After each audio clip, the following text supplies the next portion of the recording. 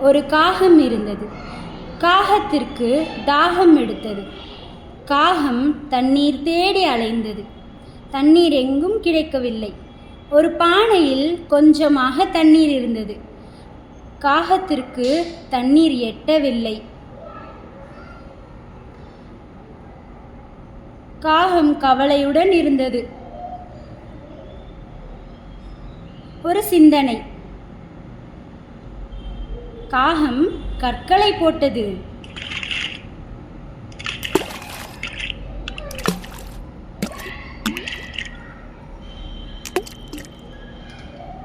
தண்ணீர் மேலே வந்தது. காகம் தண்ணீரை பருகியது. சந்தோஷமாக பறந்தது.